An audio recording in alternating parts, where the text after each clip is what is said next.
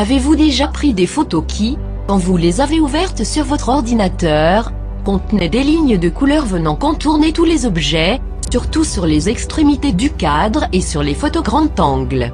Ces bords colorés ou halos sont les aberrations chromatiques, qui, bien qu'elles ne rendent pas inutilisables les photos, sont dérangeantes et dégradent ces dernières.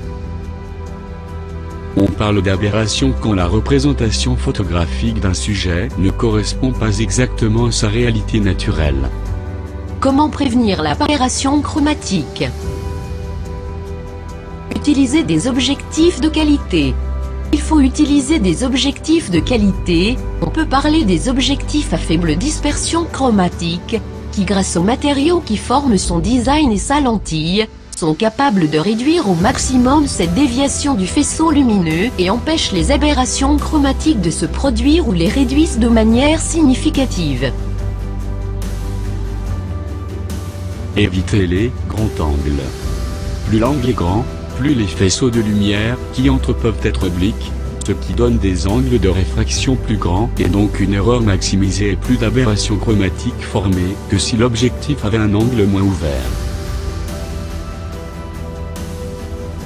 N'utilisez pas les ouvertures maximales d'eux-mêmes, évitez les ouvertures maximales des objectifs, puisque celles-ci laisseront passer des faisceaux lumineux plus obliques, qui produiront la dispersion du faisceau et provoqueront des aberrations.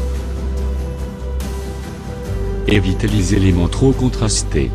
Essayez d'éviter que sur les bords du cadre il y ait des éléments avec un grand contraste entre eux et le fond, autrement, les aberrations non seulement ne seront plus évitées mais seront aussi plus évidentes. Ne travaillez pas avec des distances extrêmes.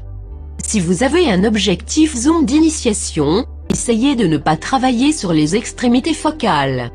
Par exemple, si vous avez un 17-85, vous pouvez travailler de 24 à 70.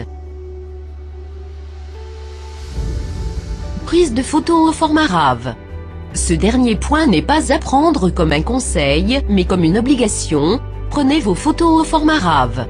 Cela ne va pas empêcher les aberrations, mais va vous aider à les corriger et à les éliminer.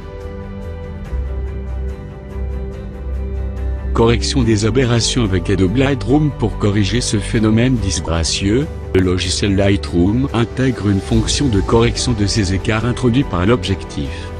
Dans le module de développement, la fonction se situe dans la zone correction de l'objectif. Il faut sélectionner la correction des couleurs et activer supprimer l'aberration chromatique.